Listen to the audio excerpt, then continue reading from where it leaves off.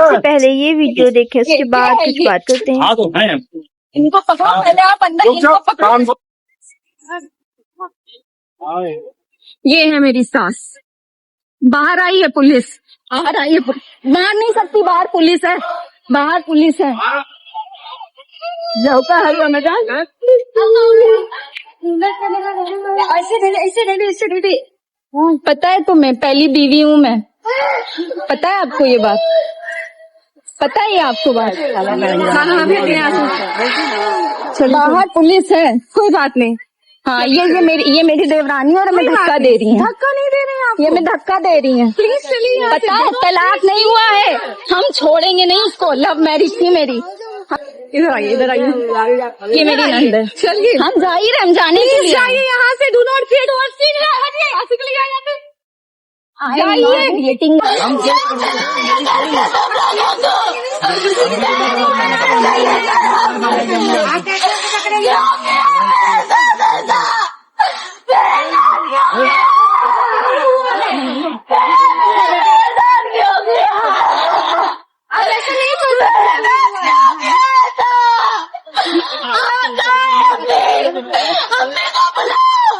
اسلام میں 4 شادیوں کا حکم ہے مردوں کو، لیکن ان 4 شادیوں کے بیچ کے مسائل کا علم ہے آپ کو؟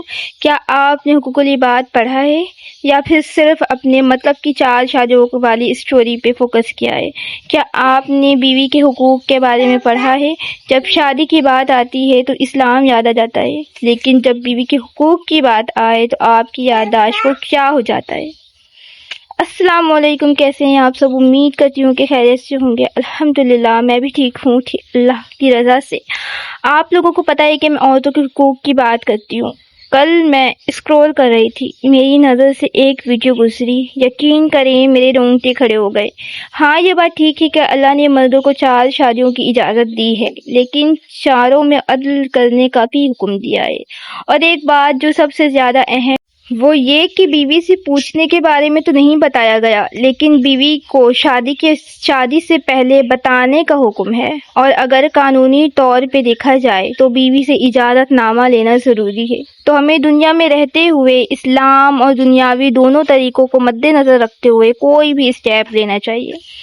کانپور میں رہنے والا آصف محمد، جو کہ پسند کی شادی کرتا ہے سہانا حسن سے، شادی کے 3 ماہ بعد ہی دونوں کے بیچ تعلق خراب رہنے لگے۔ بات کورٹ تک چلی گئی، قانونی کارروائی چل ہی رہی تھی، طلاق ابھی ہوا نہیں تھا، اور مہینے میں 1-2 دفعہ اپنی بیوی سے ملنے بھی جایا کرتا تھا، اور واٹس ایپ میں یقین بھی دلاتا تھا کہ میں لے جاؤں گا گھر تمہیں۔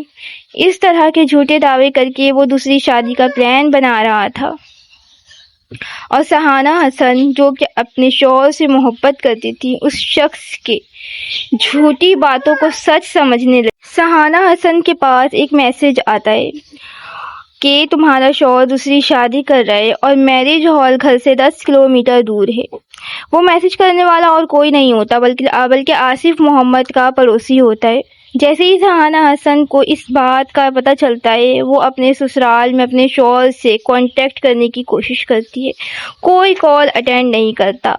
تنگ آ کر سہانا حسن اپنی بہن اور پولیس کے ساتھ میرج ہال پہنچ جاتی ہے، جہاں پہ وہ ایک ویڈیو ریکارڈ کرتی ہے، اور اس ویڈیو میں اپنے شوہر اور ساس نند دیورانی کو بھی دکھاتی ہے۔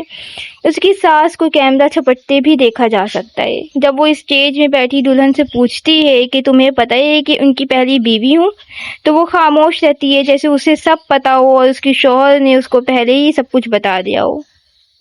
خیر پولیس نے حراست میں تو لے لیا ہے آصف محمد کو، لیکن جب میں نے کامنٹ باکس اوپن کیا تو دیکھا کہ سب اسلامک پوائنٹ آف ویو سے کہہ رہے ہیں کہ شادی کرنا گناہ نہیں ہے۔ تو میرا ان لوگوں سے سوال ہے کہ کیا عورت کو دھوکے میں رکھ کر شادی کرنا جائز ہے؟ مجھے یہ بات سمجھ نہیں آتی کہ ہم اسلام کو اتنا زیادہ مشکل کیوں بنا دیا ہے ہم نے، جبکہ ہمارا اسلام تو بہت زیادہ آسان ہے۔ کیا مردوں کو اسلام کے بارے میں بس اتنا ہی علم ہے کہ 4 شادیوں کی اجازت ہے اسلام میں؟ ایک بار بیوی کے حقوق بھی پڑھ لیتے تو شاید یہ نوبت نہ آتی۔